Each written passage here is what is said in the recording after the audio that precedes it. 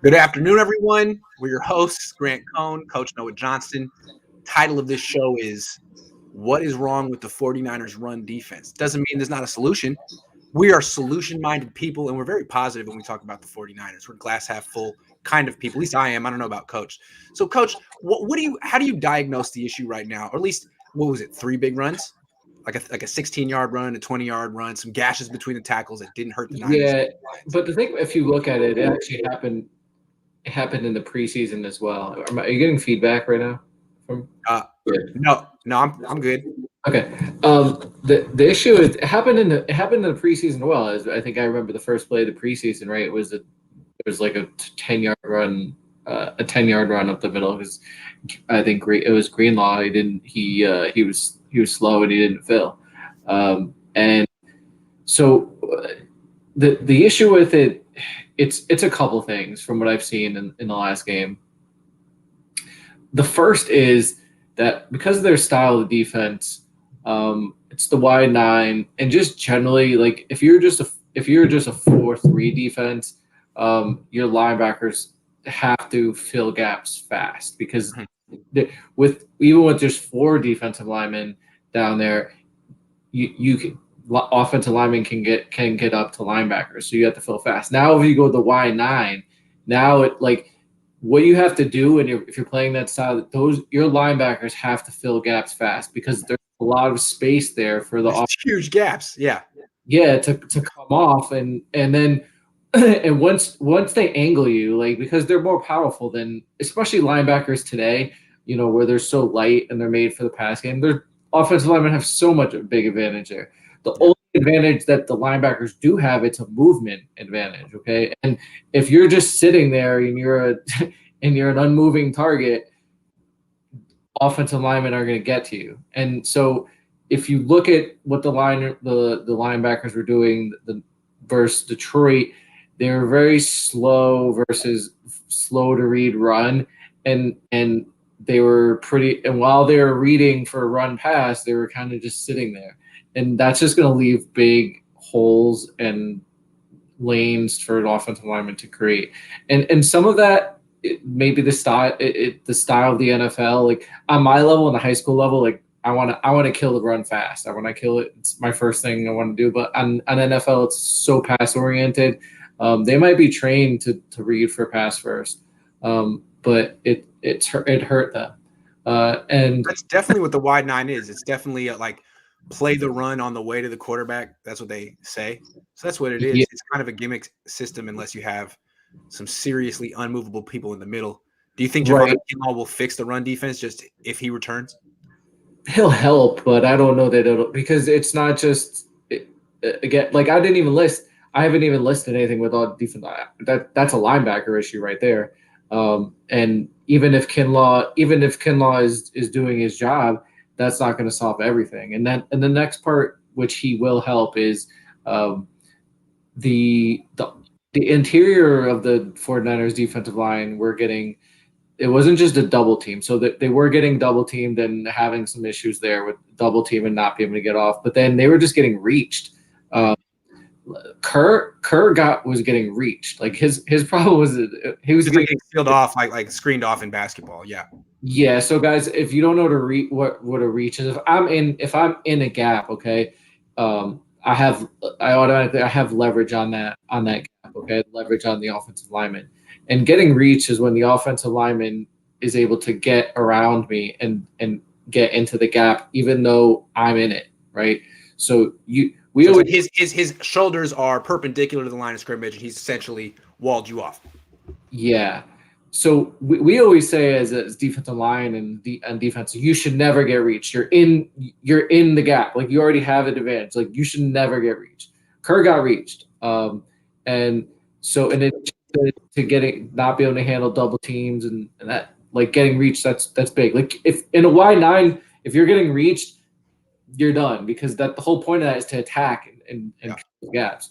That's a problem. Then the last part is the 49 in this style of defense, the 49ers secondary, particularly their safeties, play a role of the extra linebacker, and they have linebacker gap responsibilities, and normally you're coming in on a weak side to help fill in the run responsibilities. And if you're not doing it properly, you're going to leave gaps. And there was some issues there with the secondary not being able to fill and close on the weak side. Even with Verrett, I thought there was a play where I just thought it was beautifully schemed where they Detroit made Verrett because they motioned the outside receiver, which Verrett had, and it made Verrett have to cover an inside gap because they motioned him away, and the 49ers solution was to bring in Verrett, and then they spin Jaquiski Tart over the top to cover the motion the opposite way. So you're making a corner fill a linebacker responsibility or linebacker safety responsibility. So those three things combined, that's what kind of hurt them in the run game. And Javon will help, but the linebackers have to do a better job of diagnosing and then filling for run. And I think I was thinking about this, maybe if they're going to get gashed this year with the run and it's going to hurt them, maybe long-term solution is you get two big guys in the interior and you two gap in the interior, and kind of like that Ray Lewis defense of back in 2000 where they just put Sam Adams and I forgot who the other guy was, and they just put him in the interior and it's like, hey, you guys just plug the run and let the linebackers run. So maybe I don't know if Kinlaw's knee gets right, but maybe you just find two big run stuffers, you put them in the middle and you two gap, and then they already try to do. That's their problem. That's what it's required. That's what Kinlaw is there for. That's what DJ Jones is there for. It's not. I mean, Contavious Street was a defensive end. Eric Armstead's a defensive end. Kevin Givens is 285 pounds. You're right. They need more guys who are like the size of Vince Wilfork. Well, it's not just more guys that are size. You need capable guys that are. Of course. Right. All right. Judd Hunt says, "What does Dre's groin injury mean for us long term?" I think their linebacker, they have really great linebacker depth. I mean, they were able to trade away a guy in the preseason who had a really good preseason. There's two areas in this team. I've said it again. It's where you don't have to worry about if is linebacker and running back. Like they find them and they plug them in and they play. Yeah. I do think one thing there though is like Azeez Al-Shaair looked just as good as Dre Greenlaw, but teams that can get the Niners to play their base defense, never really been that impressed with Demetrius Flanagan-Foles. I like some of the other linebackers the Niners waived this year more than him, so I'm curious to see if that'll be a factor. But not many teams really look to exploit that. I think the Eagles can because they have two tight ends that they use, so it'll be interesting. I mean, they're primarily a 3 wide receiver offense, but it'll be like probably 30 plays where they're in base defense for this Niners defense. So it'll be interesting. All right, move on. The Brian Allen experience. Do you think this is something the Niners need? Yeah, it might be, but hear me out. This whole thing with the corners not addressing the corner thing, I'm a big believer of learning by experience. And what is essentially experience? Experience means you have to fail at something to learn, right? If the 49ers get by this year, let's just say if Josh Norman comes on and is rejuvenized Josh Norman or some other guy steps up and has a year, are they really going to learn, hey, you need to draft corners and you need to draft them in the first or second round? No. So maybe long term what the Niners really need this year is to just get torched. Yeah, I see what you mean. Like they learn the hard way for once. Because they were over here thinking that they could do the Jason Verrett experience over and over and over again. Like that is our model. We just take the guy who's been hurt and give him a chance and he'll work out and just have faith. So that's good that they're not going to try to repeat that because it didn't even work once. Hey, Chardal, great to see you, man. Thank you. Everyone subscribe to SBA Sports Talk. That's Chardal, Big Chardal, the GOAT, the legend. Great to see you, man. Yeah, so maybe that I thought about that too. I think that maybe they need to get burned in order to learn.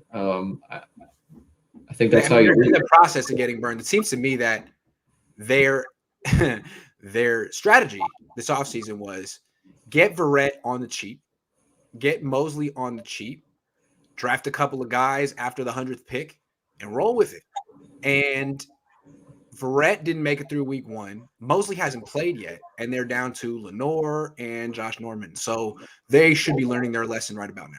Yeah, the problem isn't the problem isn't just for Verrett, right? Because it's that Mosley is having problems seeing the field. On the field too. So last year with it. Yeah. So that's really if Mosley played the last game, if Mosley was the last game, and I don't think you see some of those issues. And if Mosley was able to play and consistently, I don't think you'd see some of those issues. But he's had some issues in the past, playing and being available, and obviously Verrett, we all know about that. So if you're down to if your third corner now becomes your number 1 corner, that's not good. All right, speaking of Emmanuel Mosley's injury problems, will the 49ers injury problem ever go away? Ever. Ever. Forever. I think it's going to take – they need to continue to apply this new philosophy of getting guys on the roster that don't have previous injuries and have clean roster and clean injury records.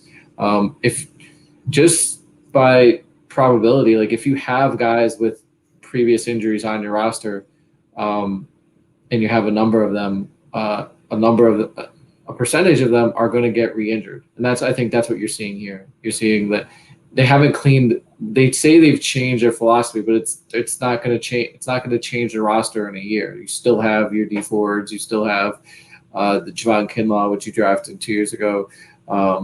Even Debo, right? Debo's has an injury history. Kittle, all these guys are still on the roster, so it's going to take some time to clean that all that out. So I would expect this trend to probably continue for probably another this year and maybe the following year before you kind of maybe really start to see dividends. Now, if it might not change at all if they might go back in this draft and draft all injury players and then sign Jadeveon Clowney or something and and go right back. So. Yeah, the fact that it's something that didn't end when Trent Baalke left the organization is very troubling. What the hell? I mean, it's you'd think like maybe it goes deeper. Maybe it's something that Parag Marath really likes, that the people above the general manager really like, and they encourage, like, hey, don't be afraid to go out on a limb with these guys here. Don't be afraid. We like it. We've had some real success here. Really, which what? Well, don't worry about that. I mean, we support it. I just wonder.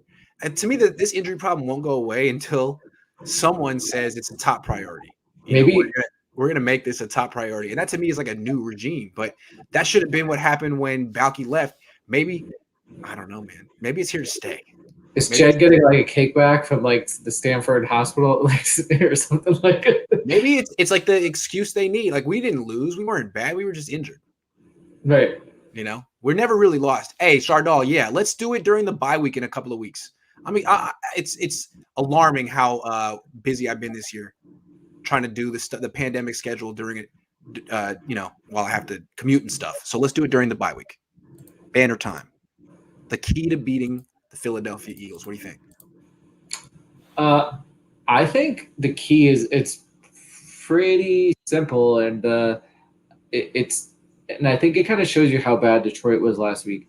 The Niners lost the turnover battle last week and still won. Yeah. Right? That doesn't happen often in football. Yeah, that's true. Hold on. I just want to say that the Lions turned it over on downs, like the first possession of the game. They were bad too. Like they had some – that's a turnover. 4th down in the red zone. Yeah. But yeah, no, you're right. But I think you got to – I think they got to win. They can't turn the ball over. They have to win the turnover battle. They can't give the Eagles free. Who turned the ball over for the Niners? Kittle, Garoppolo. Debo, Right? Garoppolo. Don't do it again. Yeah. Watching you, Jimmy. Right. Debo. What is Debo's first name, really? Do you know? I don't know. Me neither. I'm looking it up real quick. Tyshawn. Oh, Tyshawn. Tyshawn. Talking to you, Tyshawn. Don't fumble. George.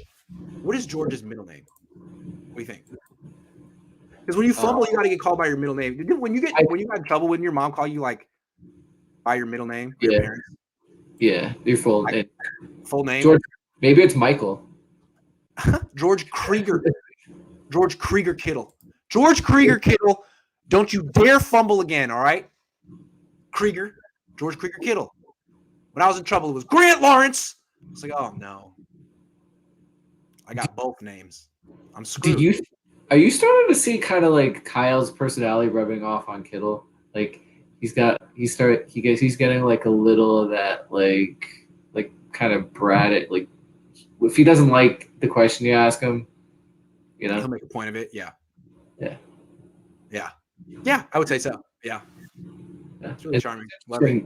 How guys take the personality of the coach. Yeah. I know. Some people said Kaepernick did that with Harbaugh. Enrique says, I have enough faith in the Niners that I believe Niners are going into Philly and win by 15 plus. Hey, Enrique might be right. They could. Why not? Anything could happen. MILF Hunter says, Mosley will be out for the season. Watch because of staff. He's going to have a setback. All right. In your opinion, should the Niners secondary be better regardless of personnel?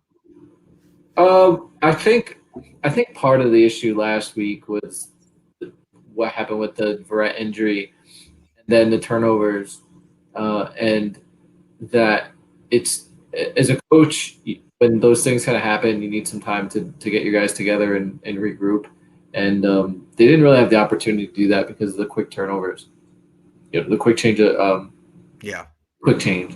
So I think that probably played into them just getting shellacked in that moment. I do think also now that they have a week, they can plan for it, so they can change some of the things they want to do and protect some of those other players. That'll also help. Now, if these guys get hurt, and they're down to like their sixth corner, it's going to be Brian Allen to play like really well and for a while. I'm sorry. They need Josh Norman to step up. Is he going to be active this week? If he's not, oh my God. Here's a question. Can the Niners beat the Eagles with Dante Johnson starting? Because didn't he start against them last year? He did. He gave up the long touchdown that lost the game for him last year. You know what's interesting about Josh Norman though is that he's an older guy, but when he played, he was he was a man-to-man corner. So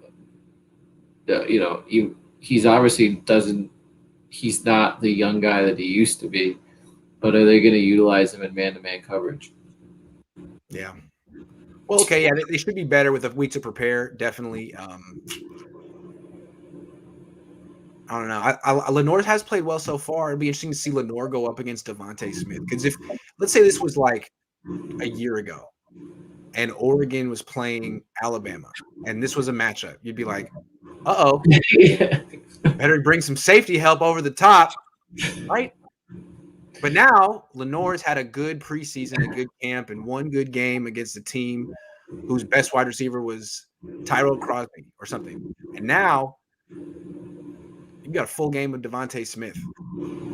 I'm curious. And then on the backside, you got Jalen Rieger and his 4.2 speed against Josh Norman or Henry Thomas, who's been a big play waiting to happen for the offense.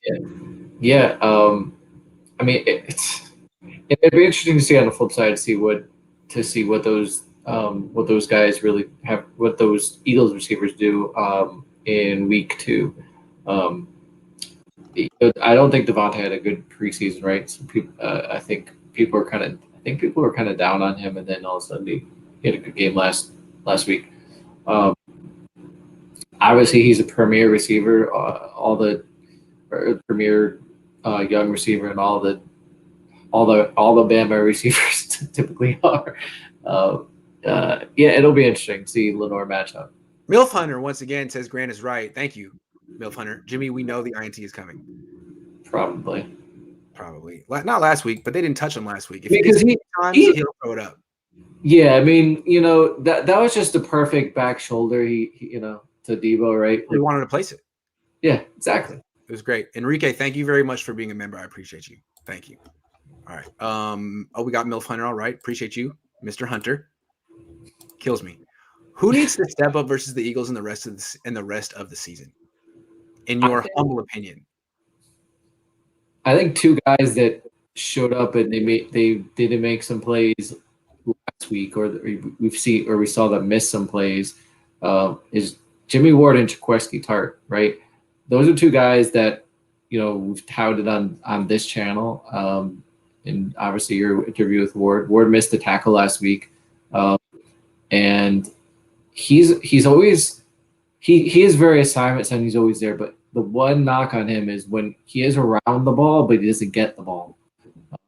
And they could really use him to get the ball this week, and just the rest of the season, and to be able to make some of those plays, not just cover a tight end, but when you have an opportunity to get a ball, to get it, or cause a fumble like he did last year. So and Jaquiski too, right? He had some issues in run fits, and then he I think he had another play where he got beat. Touchdown Hockenson. Yeah. So I think you can't really have those. But now I think they did have good games aside from some of those stuff. But they need to have like A-level games. A-level.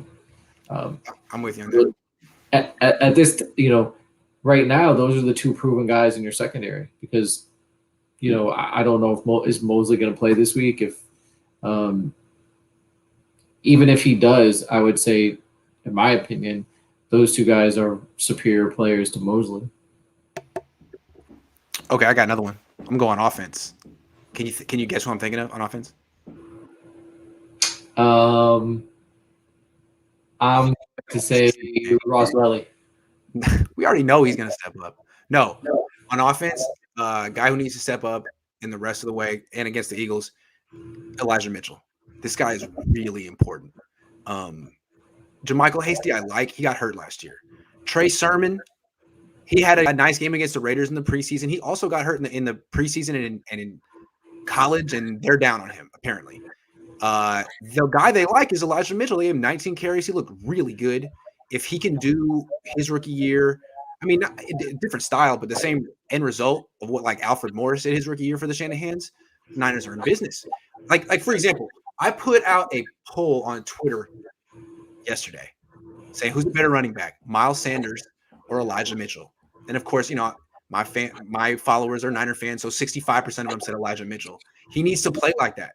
Miles Sanders is really, really, really good. So if Elijah Mitchell is better, then the Niners are in business, because I thought Mostert was special, even though he couldn't stay healthy. But when he was on the field, he was special.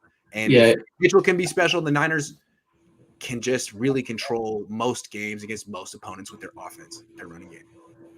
I think there's a good chance of that happening if you look at. Me too. I mean, the blocking's good, the scheme's good. He runs hard. I'm not betting against him. I just think he's very important. Yeah, it's just it always seems like Bobby Turner and the Shanahans always seem like that. Like I feel like they could not to overstretch the point, but they could plug in you and me in there, and we could get 5 yards. Like it's just whoever. Like what they do. Like just from Mitchell in particular, he reminds me a lot of Matt Breida, but I already think he's a little bit more better vision. Because Breida would kind of just run as hard as he could into blockers. Yeah, he's got around the edge. He's got more power game than Breida. Yeah, he already. I'm not sure he's Mostert. Mostert looked like Mostert was weird. He's like an alien. But Mitchell, I mean, the guy would just take 7 yards, 6 yards of carry like he's breathing. But Mitchell looks like a very powerful 5 yards of carry. That's good. I like that. So he's really important. He needs to kind of carry the Niners to victory this Sunday, I think. Mitchell is the type of back that you could give him. He could play a lot and be a 25 to 30 carry back. Why do I say that? Because if you look at the aspects of his game, I mean, he's got the speed, so he can run outside. he knows how to finish runs, and he's not afraid. He's not afraid, obviously, of contact and running the interior. So he's got that aspect of the game. You and Jack have both commented in camp how good he is in the receiving game. Mm-hmm. Like, so, and he's we haven't fast. shown it yet. Yeah, he's very so fast. Where like what's the problem? You can use him anywhere in the offense. The only problem is maybe his pass pro is probably lacking. Okay, but there's literally, he can probably do 70% of your offense, especially if you take away pass blocking aspect of it. It's probably at like 99% of your offense. So I think he might be a bell cow type of back. And if you look the history of Kyle Shanahan, he's not really a run by committee guy. Usually does find the back. And then I wouldn't be surprised if Sermon is available, if they use him as like just a goal line short yardage, and Hasty is like just third down. Because it seems to me that the Niners already have confidence to give the ball to Mitchell every time in the middle of the field on first and second down. They seem pretty confident in him. Why would they all of a sudden take the ball out of his hands when they didn't do that week one? And he was good. It seems to me like it's his job. They shouldn't. I mean, especially if he's not a guy. If he's not a guy you're worried about getting injured, like, I mean, I'm a big proponent. If a guy's hot, keep feeding him. Like, if he gets injured, though, it gets this whole situation gets dicey because this team is built to run the ball a lot, and this is what happened with the Niners last year. I mean, a lot of people got hurt, but their running back position was decimated, and they had to become kind of a drop back passing team, and a lot of people got hurt. So they need Mitchell to be better than Miles Sanders. Come on, buddy. He looked hella good, though. I liked him a lot. But can Ross Dwelly get a catch? Can he get a ball? Can someone give him a ball? Everyone's all mad that Brandon Ayuk didn't get a target. What about Ross?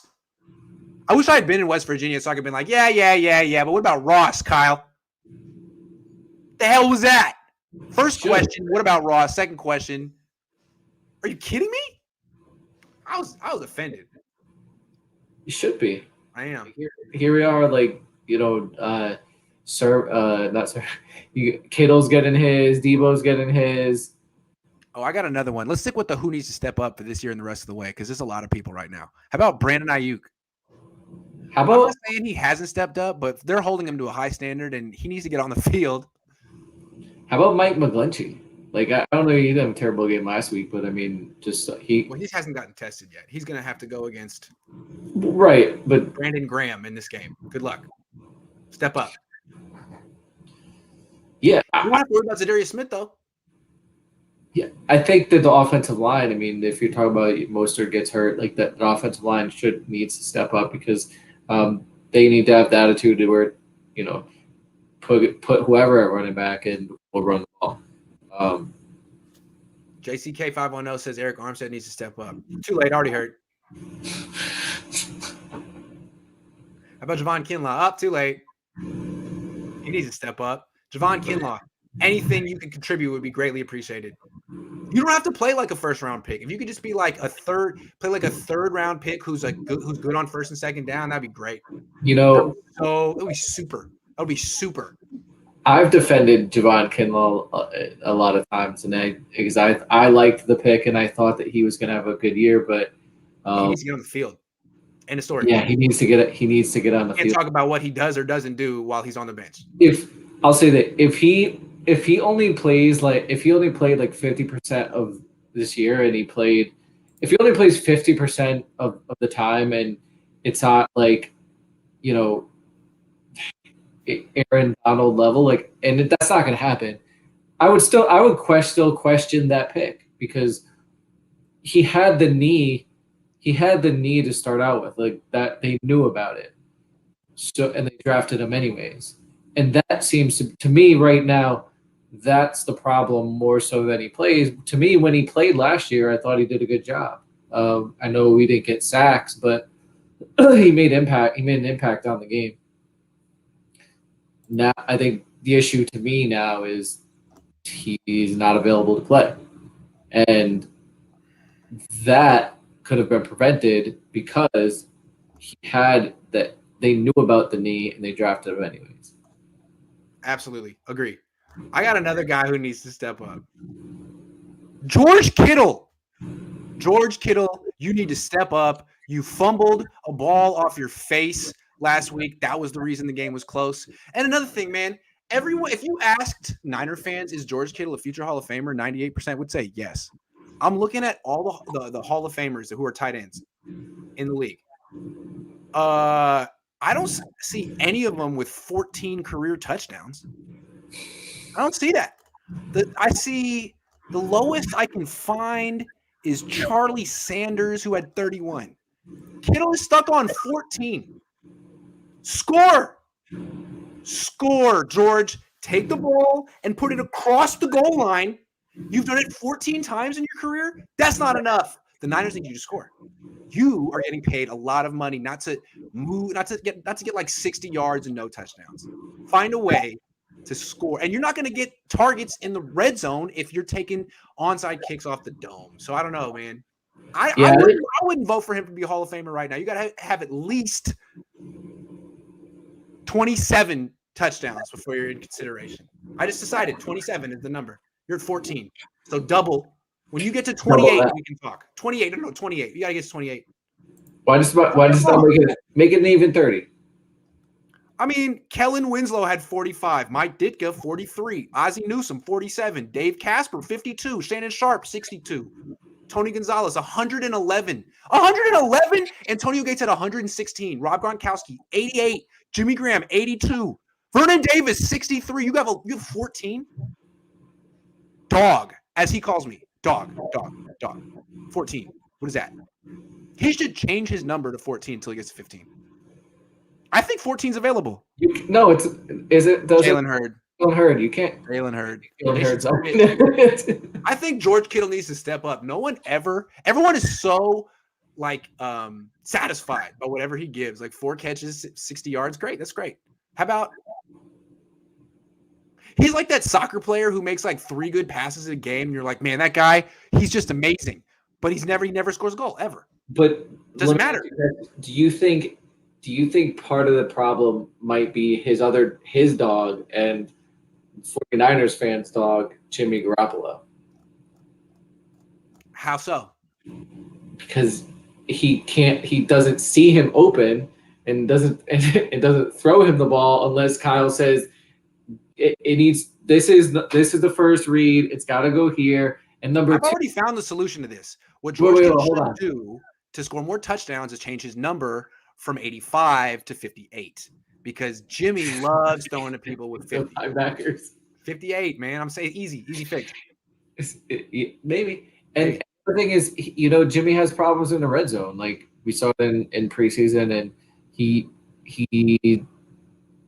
has difficulty throwing outside and just outside, and he has trouble seeing the field. Also, Kittle's hand-eye coordination, not that great. Sorry, George. The ball hit you in the face. In the face! In the face! Dude, you were Brandon Bostic. You were one of the Bostics. You were George Bostic last week. I'm sorry. If it was anyone else, if it was Brandon Ayuk, people would be crushing Brandon Ayuk. They'd be like, this guy, he needs to get his head on straight. What is he doing? But George doesn't. It's like, it's all right. He has 14 career TDs. We're going to let him off the hook. When you get to 15, then you'll be off the hook. But when you're imagine if it was like Dante Johnson or. Yeah, but it's all right. You get to 14 touchdowns, you're made man. The blocking is so good. Imagine if it was Ross Dwelly. Imagine if Ross Dwelly, they'd be like, oh, Grant. Ross would have caught that. Ross has good hand-eye coordination. That's the thing about Ross. You don't want to talk about that with George Kittle, though. But he didn't catch that many passes in college. Did he catch that many passes in high school? This is all new to him. I didn't like that. I didn't like his response when he was asked about. Me neither. About it. It was the perfect kick. Nah, dude. It was you took it off the face. Just say, right. I need to do better. I'm a captain. But that's why I was be on the hands team.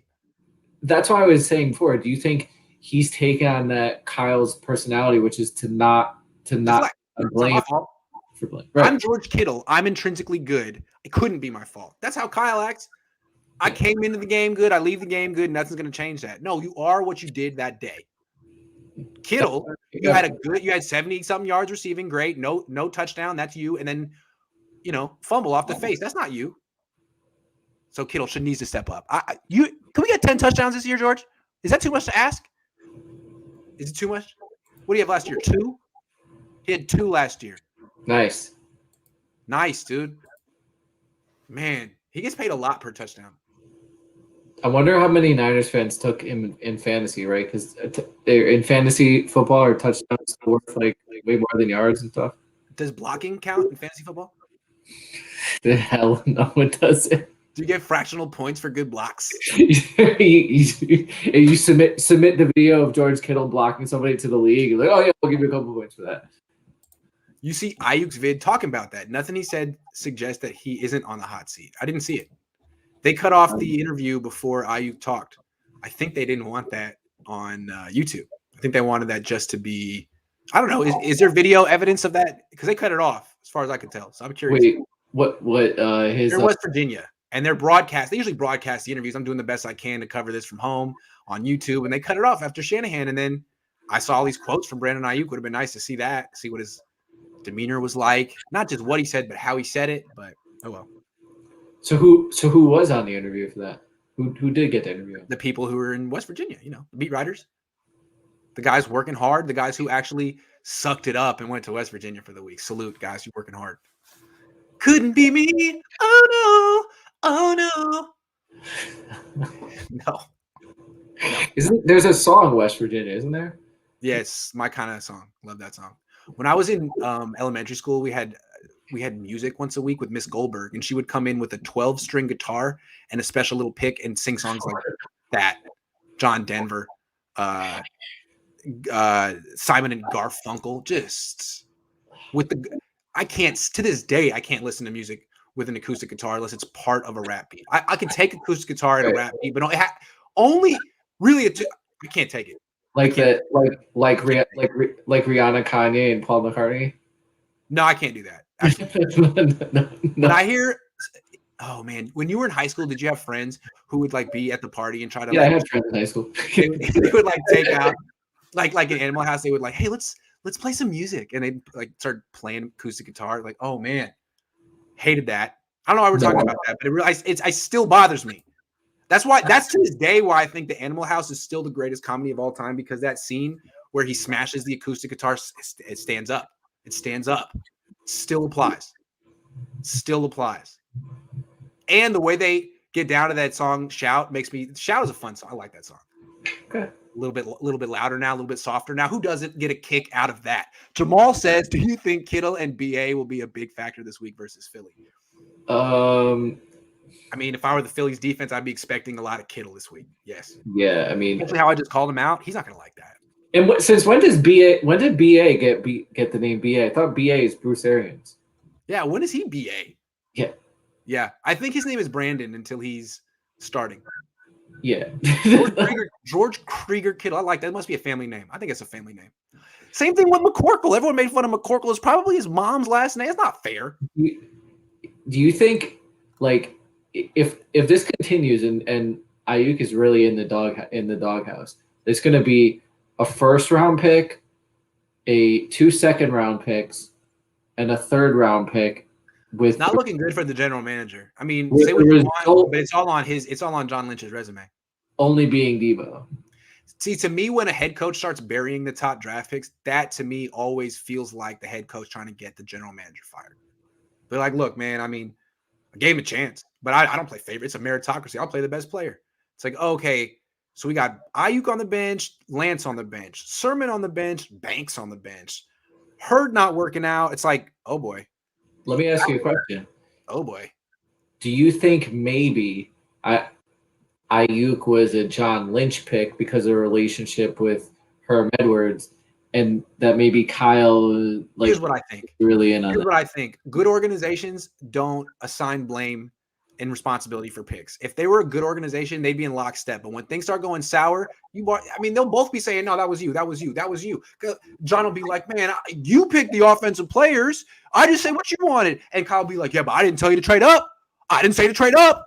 He was like, why? You said you wanted him. I was going to get him for you. He's like, I didn't say you did. That's that kind of stuff that happens. And no one takes responsibility, and everyone tries to kind of subtly back the bus over their body. That's how it works, even though they're friends. I mean, you could be great friends, but everyone kind of does this kind of, hey, to me, if someone has to get fired.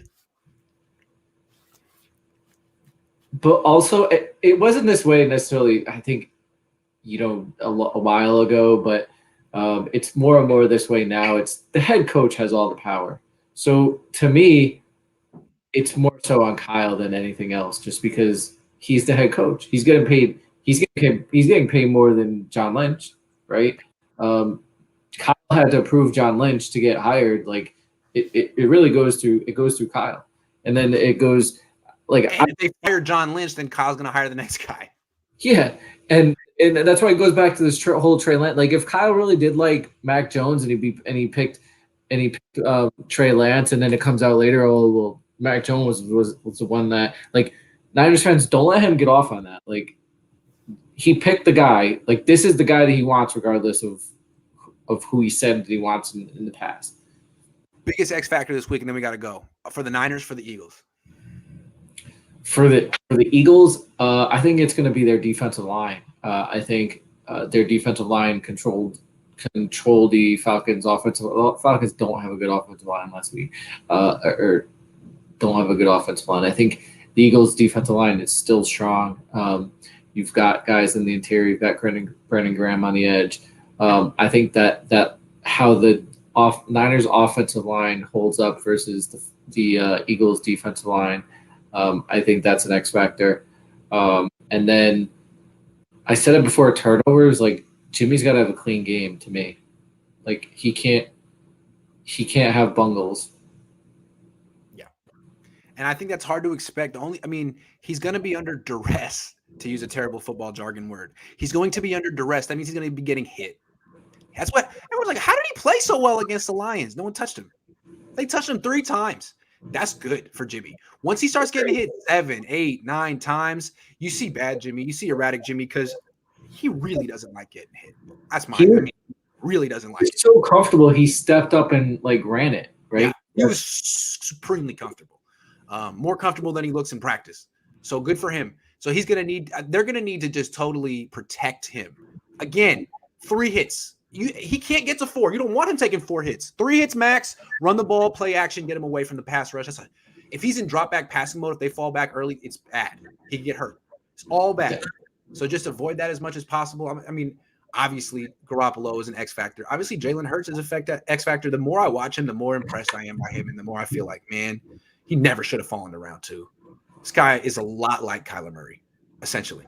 He put up almost the same numbers as Kyler Murray at the same school. He's really young. He doesn't have that kind of big arm that Kyler has, and he's not as quick, but he's damn quick, and he's way bigger, and he breaks tackles, and he's pretty good. So he has all the strengths that attack the Niners' weaknesses, and I'm curious to see if that week 1 was a total mirage or not, because he was going against a bad defense, but so was Jimmy. So I'm curious to see which one is more legit, those 2. And then the last one, Darius Slay. That guy can shut down Debo down the field. They can always get the ball to Debo in the backfield. But if they can't get the ball to Debo the way they did against Detroit and Philly brackets Kittle, is Sherfield going to step up? Is Ayuk going to step up? Who's going to be?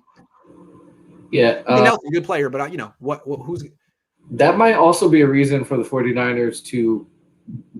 I haven't looked at Slay's contract, but it might be a reason for the Niners to beat the Eagles and put the Eagles in tailspin, so they'll be selling off, and then maybe you can get Darius Slay later in the year.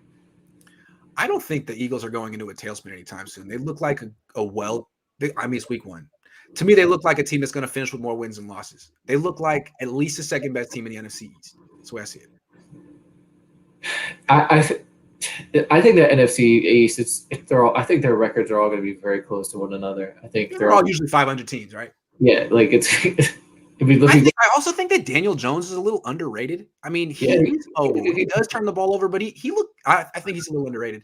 You know what he reminds me of? Young Alex Smith. Not a great player, but someone who's good if you give him a good team. He didn't have a running game last night, and right. I thought he played. Yeah. I think he's underrated. Judd Hunt says, is Kyle trying to set himself up for unleashing Trey later in the season to make the playoffs more of a surprise for opponents? It's early. Perhaps. He might feel like he needs it week 4 against Seattle, and he doesn't really need to show anything before then. Maybe. I don't. My thing with Trey is I think if Trey is going to end up taking the starting role at this point, I kind of think it's going to happen because Jimmy's injured. Maybe it's going to happen if Jimmy's injured or Jimmy comes in and he has a game where he throws like 3 picks, and then they put Trey in, and Trey does awesome, and then takes it from there. See, I don't necessarily feel like every game is going to unfold like the Lions game did. The way I looked at the Lions game was they put in Trey Lance twice on the first drive. And then it was pretty clear, like at a certain point, Jimmy was 5 for 5, 6 for 6. And it's like, you don't mess with that. He's in a rhythm. He's not missing. Keep him in. And you're playing the Lions. You don't need to do that. You don't need to get too cute to beat the Lions. But if Jimmy starts struggling, if he's 5 for 10 in a game, you're going to keep seeing Trey Lance coming in to drives, not taking the whole drive. But I think if Jimmy struggles at all, if he's not lights out, Lance is getting snaps. I don't know how much he's going to do, but I think he's going to continue to get snaps. So that'll be interesting, because what if the reverse happens? What if they play Lance and Lance starts to get in a rhythm? Does he keep Lance in, or does he? So you would freaking hope so. If he wants to do what's best for the organization, the franchise, then yes. Sorry, I mean, look, Jimmy, we gave you a chance, but you struggled. This guy came in, he's hot. We're going with the hot hand. Plus, he's 21. Right. I mean, like, what if Lance and he's the running plays will work, and then when you run, start calling pass plays, he hits a big one, and then you keep him in, and he's like 2 for 3. So do you keep him in and let him, and then he starts going 4 for 5, and he's hot? Or does he? The same thing's going to unfold with the Bears. Like, they're going to keep working in Fields, and if Dalton falters at all, if Fields goes on a little bit of a hot streak, you're an idiot to go back. I'm Nagy. You're an idiot to go back. And then Kyle, I mean, there's going to be more pressure to stick with Jimmy. But again, I think if Lance can have like a hot streak in a game, the fans, the team, why would you fight it? Why would you fight it? Anyway, Tony says, what would it take for Kyle to put Jimmy for Trey, to pull Jimmy for Trey in the Eagles game? Interceptions. A couple picks. Yeah, I would have to say. I think what they're going to do is if Jimmy struggles, it'll mean more 2-quarterback system. For him to get benched, it would take a horrendous game and some good play from Trey. I don't think he wants to go there yet. Yeah, I would think in that scenario where Jimmy's going to throw picks, it's going to be like the Beathard scenario last year where they're down. They're probably not going to win the game, and the quarterback's just so bad so that he makes a change. So that's what I see. Grade A says they need draft pick. Y'all say Kyle plays chess, Grant. You say BA is the truth. Debo, I mean, he got hella targets week 1. Let's see if the trend continues. So hold on. Wait a second. He said they need draft pick. Y'all say Kyle plays chess, Grant. You say BA is the truth. Debo, I mean, he got hella targets week 1. So it's like hella targets week 1. Let's see if the trend continues. I think what he's saying, he's like, Brandon Ayuk is good, but they were like, Kyle said to the receiver coach, just keep him on the bench because I don't want him getting targets. I want to feed Debo because I need to trade this guy in like a year. So we're just. Oh, I got it. Grade A. I got you. Yeah. I got you. Yeah. That's exactly what he's saying. Yeah, I feel that. Yeah, I feel that. Maybe. Honestly, I don't think I've seen enough from Debo Samuel to feel like I'm definitely giving him the next contract. I think, to me, if I were running a team, I would spend probably a first, second, or third round pick, probably a second or a third round pick on a wide receiver every year, and a first, second, or third, probably first or second on a corner every year, and probably not re-sign most of them. Unless I feel like I have someone that's, definitely a Hall of Famer, I'll keep him for sure. But if I'm on the fence, like, no. I'll just draft another one. That's what I would do. Yeah. I mean, that's what the Steelers do most of the time. Did they re-sign Juju? That was not really with corner. They did. They barely got him cheap. Not really with corners though. The Steelers haven't been great with corner. True. They're very old school. They're very front seven oriented in a while. But yeah, that's pretty good philosophy. Yeah. All right, Coach. Good show. We went rambling at the end. That was fun. I liked it. Yeah. Yeah. All right. Well, Niners play on Sunday. They do. It's another 1:00 game, right? It's another 10 1:00 a.m. for the West Coasters. I'll be back tomorrow morning with the Cohn phone. So Chardal, I expect to see you. And everyone else, see you tomorrow. Thanks, Coach. Yeah, I'll go.